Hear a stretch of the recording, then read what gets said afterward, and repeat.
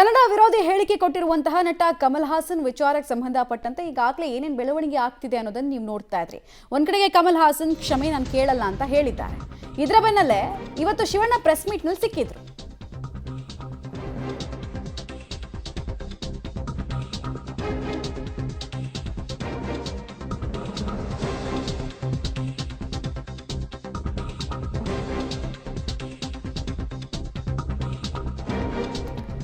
ಕ್ಷಮೆ ಕೇಳದ ಕಮಲ್ ವಿರುದ್ಧ ಆಕ್ರೋಶ ಭುಗಿಲಿದೆ. ಇನ್ನು ಶಿವರಾಜ್ ಕುಮಾರ್ ಇವತ್ತು ಪ್ರೆಸ್ ಮೀಟ್ ಬಂದಿದ್ರು. ಬಟ್ ಕಮಲ್ ವಿಚಾರವನ್ನ ಪ್ರಸ್ತಾಪ ಮಾಡ್ತಾ ಇದ್ದ ಹಾಗೇನೆ ಕೈ ಮುಗಿದು ನಮಸ್ಕಾರ ಹೇಳಿ ಅಲ್ಲಿಂದ ಹೊರಟು ಬಿಟ್ಟಿದ್ದಾರಂತೆ ಶಿವಣ್ಣ ಅನ್ನೋದ್ರ ಮಾಹಿತಿ ಸಿಗ್ತಾ ಇದೆ.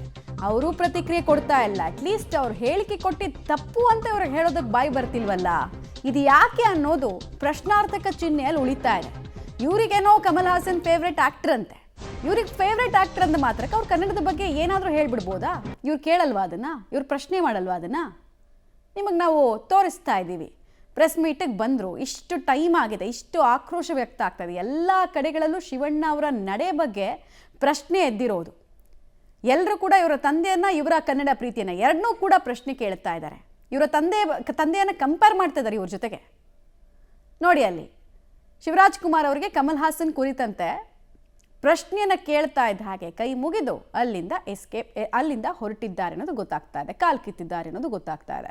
ಬಟ್ ಅಗೇನ್ ಇಲ್ಲಿ ಪ್ರಶ್ನೆ ಇರೋದು, ಇದು ಲಘುವಾಗಿ ತೆಗೆದುಕೊಳ್ಳೋ ವಿಚಾರನ, ಇದಕ್ಕೊಂದು ಪ್ರತಿಕ್ರಿಯೆ ಕೊಡಬೇಕು ಅಂತ ಕೂಡ ಅನ್ಸಲ್ವಾ? ಪ್ರತಿಕ್ರಿಯೆ ಕೊಟ್ಟರೆ ಅವರಿಗೆ ಬೇಜಾರಾಗುತ್ತೆ, ನನ್ನ ಮಾರ್ಕೆಟ್ ಬಿದ್ದು ಹೋಗುತ್ತೆ ಅನ್ನುವಂತಹ ಭಯನ, ಹಾವು ಸಾಯಬಾರ್ದು, ಕೋಲು ಮುರಿಬಾರ್ದು ಅನ್ನೋ ದಾಟಿಯನ್ನ ಶಿವಣ್ಣ ಯಾಕೆ ಫಾಲೋ ಮಾಡ್ತಿದ್ದಾರೆ? ಅವರ ಹಿರಿತನಕ್ಕೆ ಇದು ಸರಿನಾ? ಪ್ರಶ್ನೆ ಇದೆ. ಅಟ್ಲೀಸ್ಟು ಹೌದು ಕಮಲ್ ಹಾಸನ್ ಹೇಳಬಾರ್ದಾಗಿತ್ತು ಅನ್ನೋದು ಬಾಯಿಗೆ ಬರ್ತಾ ಇಲ್ವಲ್ಲ, ಯಾಕೆ? ಇದು ಹಿಪೋಕ್ರೆಸಿ ಅಲ್ವಾ? ಮಾತಾಡ್ತಿದ್ರೆ ನಾವು ಕನ್ನಡಕ್ಕಾಗಿ ಸಾಯ್ತೀವಿ, ನೀವು ಸಾಯೋದೇನು ಬೇಕಾಗಿಲ್ಲ, ಖಂಡಿಸಿ, ಅದು ಮಾಡೋಕ್ಕಾಗಲ್ವಾ? ಯಾಕೆ ನಿಮ್ಮ ಸಿನಿಮಾಗಳು ಸಾಲಾಗಿ ರೆಡಿ ಆಗ್ತಿದೆ ತಮಿಳಲ್ಲಿ, ಅದ್ರ ಮೇಲೆಲ್ಲ ಎಫೆಕ್ಟ್ ಆಗಿಬಿಡುತ್ತೆ ಅಂತ ಭಯನಾ? ನಿಮಗೆ ಅರ್ಥ ಆಗಲಿಲ್ಲ ಅವತ್ತು ಹೇಳಿದ್ದು ಅನ್ನೋದೆಲ್ಲ ನಾವಂತೂ ಒಪ್ಪಲ್ಲ. ಯಾಕಂದರೆ ಇಂಟರ್ವ್ಯೂಗೆ ಬಂದಂತಹ ಟೈಮ್ನಲ್ಲಿ ನಿಮ್ಮ ಜೊತೆಗಿರೋರು ಎಲ್ಲರೂ ತಮಿಳನ್ನು ಅದ್ಭುತವಾಗಿ ಮಾತಾಡ್ತಾರೆ, ನೀವು ಮಾತಾಡ್ತೀರಾ. ಶಿಕ್ಷಣನೆಲ್ಲ ಅಲ್ಲೇ ಕಂಪ್ಲೀಟ್ ಮಾಡಿತ್ತು. ಸೊ ಅಂಥ ಹೇಳಿಕೆಗಳನ್ನು ಕೊಡಬೇಕಾದ್ರೆ ನೀವು ಸುಮ್ಮನೆ ಹೆಂಗಿದ್ರಿ ಅನ್ನೋದು ಪ್ರಶ್ನೆ. ಈಗಲೂ ನೀವು ಅದಕ್ಕೆ ಇಷ್ಟು ಟೈಮ್ ಆಗಿದೆ, ಇಷ್ಟು ಆಕ್ರೋಶ ವ್ಯಕ್ತ ಆಗ್ತಾ ಇದೆ. ಇತಿಹಾಸದ ಪುಸ್ತಕ ನಾವು ತೊಗೊಂಡೋಗಿ ಶಿವಣ್ಣ ಮನೆಗೆ ಕೊಡ್ತೀವಿ, ಕನ್ನಡದ ಇತಿಹಾಸ ಅವ್ರು ತಿಳ್ಕೊಳ್ಳಿ, ಆಗ ತಲೆ ಅಲ್ಲಾಡ್ಸೋದನ್ನು ಬಿಡ್ತಾರೆ ಅಂತ ಕನ್ನಡ ಪರ ಹೋರಾಟಗಾರರು ಹೇಳ್ತಿದ್ದಾರೆ. ನಿಜವಾಗ್ಲೂ ಇತಿಹಾಸದ ನಾಲೆಜ್ ಅಗತ್ಯ ಅಂತ ಅನಿಸ್ತಾ ಇದೆ. ಈ ಕ್ಷಣಕ್ಕೆ ಅವ್ರು ರಿಯಾಕ್ಟ್ ಮಾಡಿದ್ದು ನೋಡ್ತಾ ಇದ್ರೆ ಡೀಟೇಲ್ಸ್ ಕೊಡ್ತಾರೆ. ನೇರ ಸಂಪರ್ಕದಲ್ಲಿ ಜಾಯಿನ್ ಆಗ್ತಾ ಇದ್ದಾರೆ ಭಾರತಿ. ಉತ್ತರ ಕೊಡಬೇಕಾದವರು ಕೈ ಮುಗಿದು ಹೋಗ್ತಾರೆ ಅಂದ್ರೆ ನಾವು ಇದನ್ನು ಏನಂತ ಅರ್ಥ ಮಾಡ್ಕೊಳ್ಬೇಕು? ಹಾವು ಸಾಯಬಾರ್ದು, ಕೋಲು ಮುರಿಬಾರ್ದು ಅನ್ನೋ ದಾಟಿಯನ್ನ ಈ ಕ್ಷಣಕ್ಕೂ ಅನುಸರಿಸ್ತಾ ಇದಾರಲ್ಲ ಶಿವಣ್ಣ. ಕನಿಷ್ಠ ಪಕ್ಷ ಅವ್ರು ಹೇಳಿದ್ದು ತಪ್ಪು ಅಂತ ಖಂಡಿಸ್ಬೇಕು ಅಂತಲೂ ಯಾಕೆ ಇವ್ರಿಗೆ ಅನಿಸ್ತಾ ಇಲ್ಲ? ಇದಲ್ವಾ ಹಿಪೋಕ್ರೆಸಿ? ಖಂಡಿತವಾಗ್ಲೂ ಮಮತಾ, ಇಡೀ ಕರ್ನಾಟಕ ಶಿವರಾಜ್ ಕುಮಾರ್ ಅವರ ಪ್ರತಿಕ್ರಿಯೆಯನ್ನು ನಿರೀಕ್ಷೆ ಮಾಡ್ತಿದೆ. ಅದರಲ್ಲಿ ತಪ್ಪೇನೂ ಇಲ್ಲ. ಯಾಕೆ ಅಂತಂದರೆ ಅದಕ್ಕೆ ಸಾಕ್ಷಿಯಾದಂಥವರು ಶಿವಣ್ಣ ಅವರು. ಅವರ ಎದುರಿಗೆ ಅವರ ಮನೆತನದ ಬಗ್ಗೆ, ಕರ್ನಾಟಕದ ಬಗ್ಗೆ ಮಾತನಾಡಬೇಕಾದ್ರೆ ಮಾತನಾಡಿರೋದು ತಮಿಳಿನಿಂದ ಕನ್ನಡ ಹುಟ್ಟಿದ್ದು ಅಂಥೇಳಿ. ಇದು ತಪ್ಪು ಅನ್ನೋದನ್ನು ಉಳಿದೆಲ್ಲ ವಿಚಾರಗಳನ್ನು ಕಮಲ್ ಹಾಸನ್ ಅವರ ಮೇಲೆ ಅಭಿಮಾನ, ಅವರಿಗೆ ಇವ್ರ ಮೇಲಿರುವಂತಹ ಕೌಟುಂಬಿಕ ವಿಚಾರಕ್ಕೆ ಅಭಿಮಾನ, ಅದು ಯಾವುದೇ ಇರಲಿ, ಅವ್ರ ಕುಟುಂಬದಲ್ಲಿ ಇವ್ರ ಕುಟುಂಬ ಸಂಬಂಧ ಅದೆಲ್ಲ ಅವರ ಪ್ರೈವೇಟ್ ಆಗಿರ್ಬೋದು. ಆದರೆ ಭಾಷಾ ವಿಚಾರಕ್ಕೆ ಮಾತನಾಡಿದ್ರಲ್ಲ, ಆ ವಿಚಾರಕ್ಕೆ ಪ್ರತಿಕ್ರಿಯೆಯನ್ನು ಇಡೀ ಕರ್ನಾಟಕ ನಿರೀಕ್ಷೆ ಮಾಡ್ತಾ ಇತ್ತು. ತಾವು ನೋಡಿದಂತೆ ಎಷ್ಟು ಆಕ್ರೋಶ ಭರಿತವಾಗಿದೆ ಕರ್ನಾಟಕ ಅಂಥೇಳಿ, ಹೊತ್ತಿ ಉರಿತಾ ಇದೆ, ಭಾಷಾ ಪ್ರೇಮವನ್ನು ಮೆರಿತಾ ಇದೆ.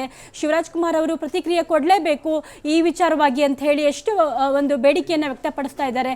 ಆದರೆ ಶಿವರಾಜ್ ಕುಮಾರ್ ಅವರು ನಿರಾಕರಣೆ ಮಾಡಿ ಹೋಗ್ತಿದ್ದಾರೆ. ಯಾಕಿರ್ಬೋದು ಅನ್ನೋದು ಎಲ್ಲರಿಗೂ ನಿಜ ಕುತೂಹಲ ಬಂದೇ ಬರುತ್ತೆ. ಇನ್ನೊಂದಿಷ್ಟು ಬೇಸರ ವ್ಯಕ್ತಪಡಿಸುವಂತಹ ವಿಚಾರ ಇದು.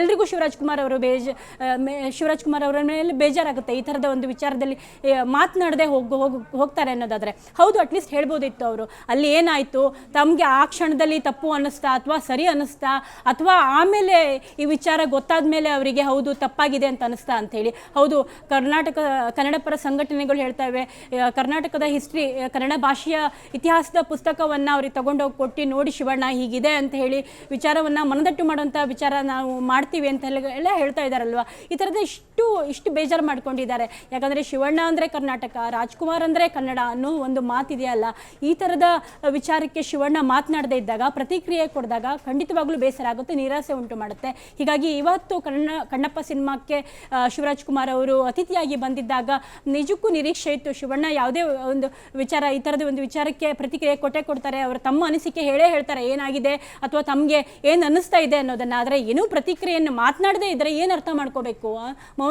ಮೌನಂ ಸಮ್ಮತಿ ಲಕ್ಷಣಂ ಅಂತನ ಇಲ್ಲ, ಇದು ನಿಜಕ್ಕೂ ಖಂಡಿಸುವಂತಹ ವಿಚಾರ. ಇಡೀ ಕರ್ನಾಟಕ ಬೇಜಾರು ಮಾಡ್ಕೊಂಡಿದೆ.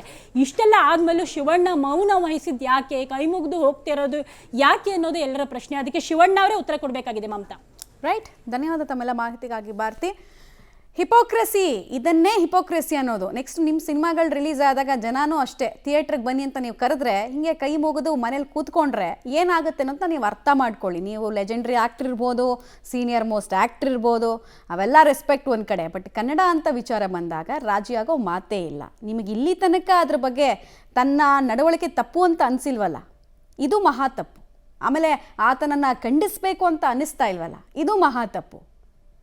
ವಿವೇಕದಿಂದ ವರ್ತಿಸ್ಬೇಕಾಗತ್ತೆ ನಟರು ಅಂತ ಅನಿಸ್ಕೊಂಡವರು. ಆಮೇಲೆ ತಮ್ಮ ಬದ್ಧತೆಯನ್ನು ತೋರಿಸ್ಬೇಕು. ನಾನು ಹಿಂದೆ ಹಂಗೆ ಮಾಡಿದೆ ಹಿಂಗೆ ಮಾಡಿದೆ, ಅದು ಯಾವನಿಗೂ ಬೇಕಾಗಿಲ್ಲ. ಈಗ ಪ್ರೆಸೆಂಟ್ ಏನು ಮಾಡ್ತಾ ಇದ್ದೀರಾ ಅದನ್ನು ಹೇಳಿ. ಇದನ್ನೇ ಹಿಪೋಕ್ರೆಸಿ ಅಂತ ಇರೋದು. ನೆಕ್ಸ್ಟು ಸಿನಿಮಾ ಬಂದಾಗ ಹಾಗೆ ಮಾಡ್ತಾರೆ, ಕೈ ಮುಗಿದು ಹಾಗೆ ಜನ ಥಿಯೇಟ್ರಿಗೆ ಬರಲ್ಲ. ಆಗ ಬ್ಯುಸಿಯೆಸ್ಟ್ ಆ್ಯಕ್ಟ್ರು, ಆಮೇಲೆ ಮೋಸ್ಟ್ ವಾಂಟೆಡ್ ಆ್ಯಕ್ಟ್ರು ಅದೆಲ್ಲ ಕಳಿಸ್ಕೊಂಡು ಹೋಗುತ್ತೆ. ಯೋಚನೆ ಮಾಡಿ.